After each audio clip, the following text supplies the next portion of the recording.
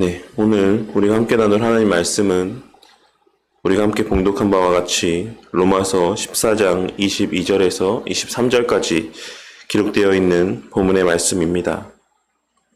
우리는 한동안 계속해서 우리가 주의 몸된 교회 안에서 또한 세상 속에서 나타내 보여야 하는 그리스도인의 실제적인 삶의 모습들 가운데 성경에 명시되어 있지 않은 문제들, 즉 아디아포라의 영역에 속한 문제들을 대함에 있어 우리 그리스도인들의 바른 마음가짐은 어떠해야 되는지를 함께 살펴보는 가운데 있습니다.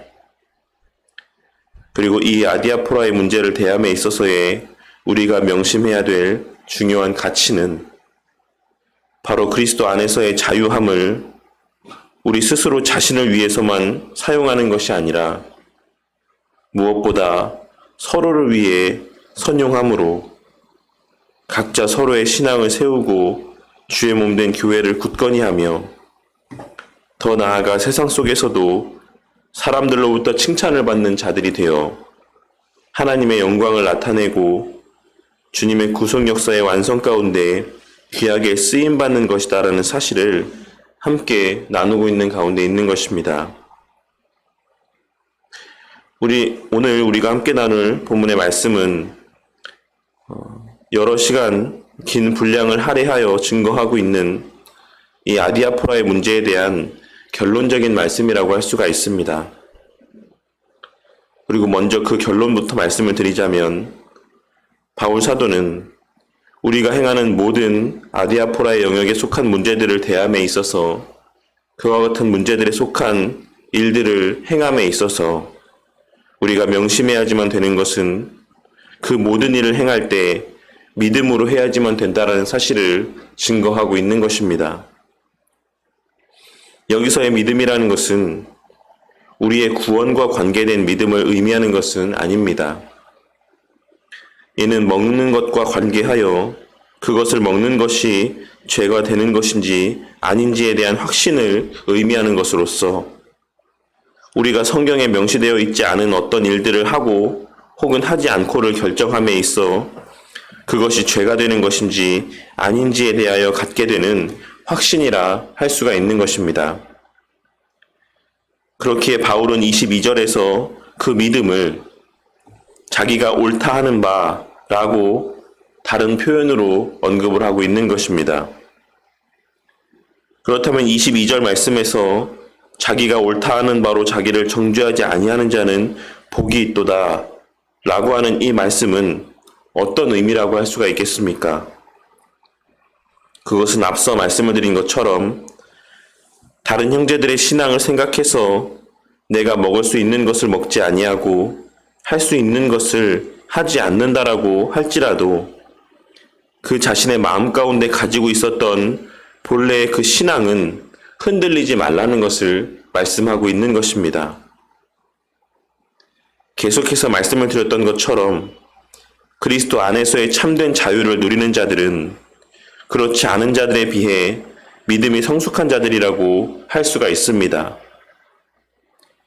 그리고 우리가 잘 아는 바와 같이 배려라는 것은 언제나 더 나은 형편에 있는 사람들이 행하는 것이므로 거의 대부분의 경우에 믿음이 더 성숙한 자들이 믿음이 성숙하지 못한 자들을 더 많이 배려하고 섬기게 되어 있는 것입니다. 하지만 바울 사도는 그렇게 상대방을 배려하고 섬기느라 그들의 신앙의 수준에 맞추어 말하고 행동을 한다라고 할지라도 그 자신이 그 믿음의 성숙함으로 말미암아 가지고 있었던 그 모든 행함과 하지 않고에 대한 그 믿음의 확신을 의심하지는 말라는 것을 말씀하고 있는 것입니다. 왜냐하면 그와 같이 믿음의 성숙하여짐 자체가 하나님의 은혜인 것이고 그러한 자들이 많아질수록 주의 몸된 교회 안에서의 서로를 배려하고 섬기는 참된 그리스도인들의 모습이 더욱 풍성하여져 갈 것이기 때문에 그렇습니다. 그러니 그리스도로 말미암아 허락된 그 자유의 가치를 귀하게 여기고 설령 그것을 다른 이들 앞에 마음껏 드러내지는 못한다라고 할지라도 그와 같은 자유를 허락하신 하나님께 감사하며 주님과의 홀로 독대하는 자리에서만이라 할지라도 그 품게 하신 확신대로 자유함 가운데 행동하라고 말씀하고 있는 것입니다. 바울 사도는 성경에 기록되어 있지 않은 일들 가운데 하지 말라는 것이나 하라는 것에 얽매이는 자들은 그들의 신앙이 성숙하지 못하기 때문인 것이니 그들의 그와 같은 말과 주장들의 마음이 흔들려 내가 본래 가지고 있었던 그 생각이 잘못된 것인지에 대한 의심을 갖지 말고 그동안 해왔던 말과 행동이나 홀로 있는 그 자리에서 그 하지 말라는 일을 하거나 하라는 일을 하지 않았을 때 그 마음 가운데 양심의 가책을 받지 말고 스스로를 정죄하지 말라고 말씀하고 있는 것입니다.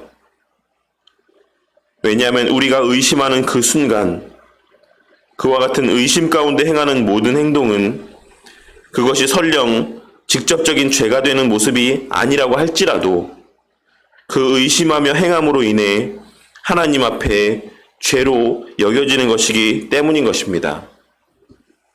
이 말은 우리 마음 가운데에는 언제나 하나님 말씀에 근거한 분명한 확신이 있어야지만 된다라는 사실, 옳고 그름을 판단하는 분명한 기준이 자리하고 있어야지만 된다라고 하는 사실을 증거하고 있는 것이기도 합니다.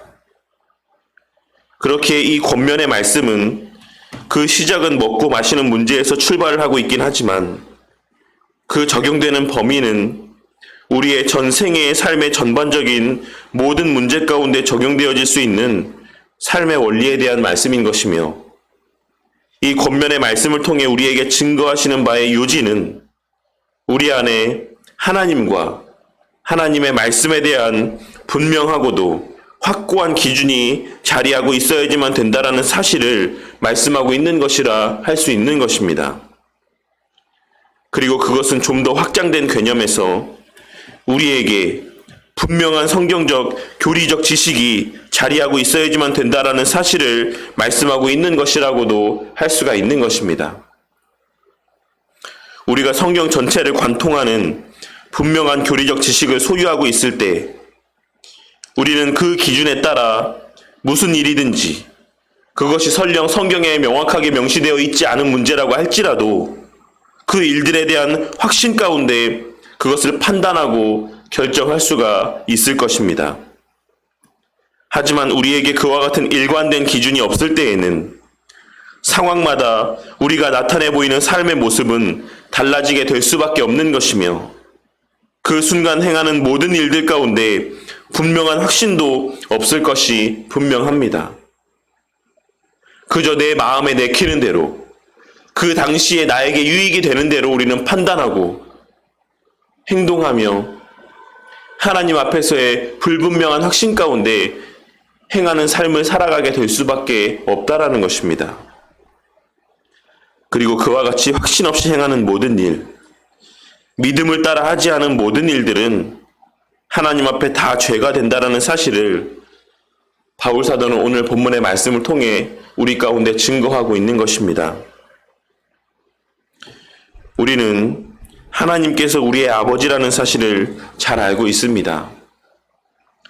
그리고 그 아버지라는 표현에는 우리가 지난 신학강좌 시간에도 함께 나누었던 바와 같이 우리의 생명의 근원이심을 믿는다라고 하는 의미와 그 하나님께서 우리의 삶의 주권자라는 사실을 믿는다라고 하는 의미, 그리고 우리를 사랑으로 돌보시며 함께 하시고 친밀한 관계 가운데 있으시다라는 사실을 믿는다라고 하는 의미가 담겨져 있다라는 사실을 함께 살펴보았습니다.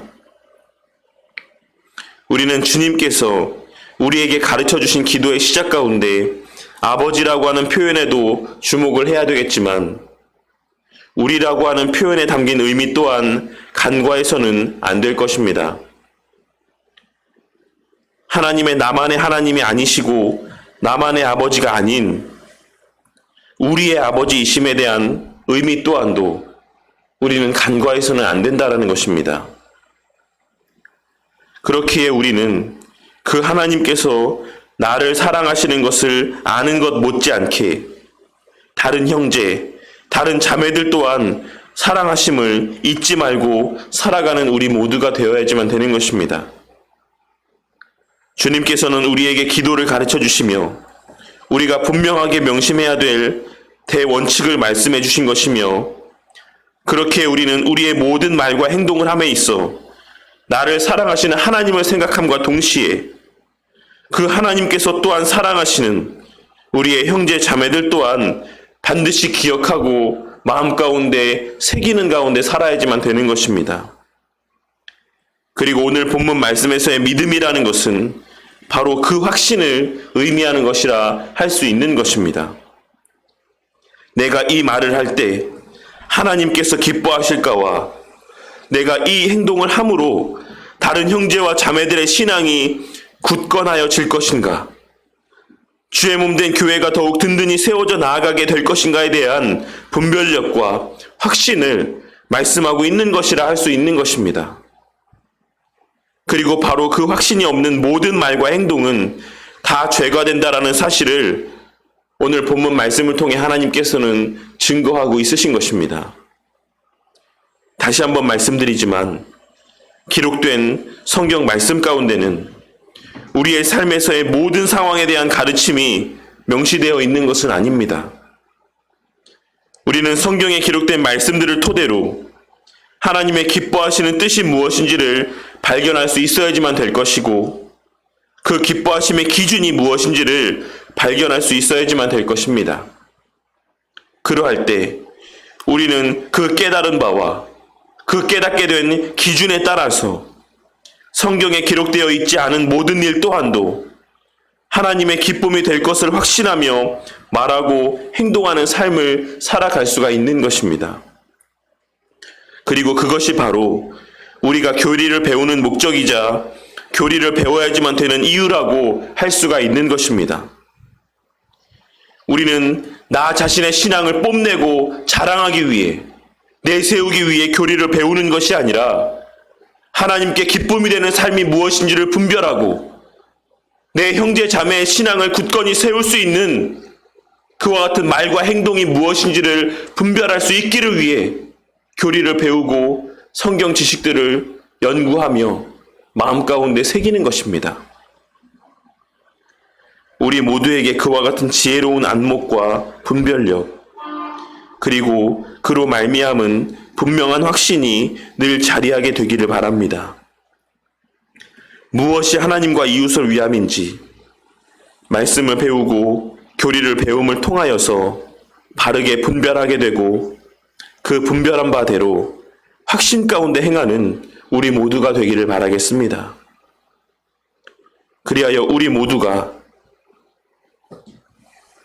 늘 하나님 앞에 기쁨이 되는 삶을 살아감과 동시에 우리의 그와 같은 확신에 찬 하나님과 이웃을 위한 삶을 통해 하나님의 영광이 나타나고 주의 몸된 교회가 날마다 든든히 세워져 가며 하나님의 나라가 확장되어져 가게 되기를, 주님의 구속 역사가 완성되어져 가게 되기를 주님의 이름으로 간절히 축원합니다.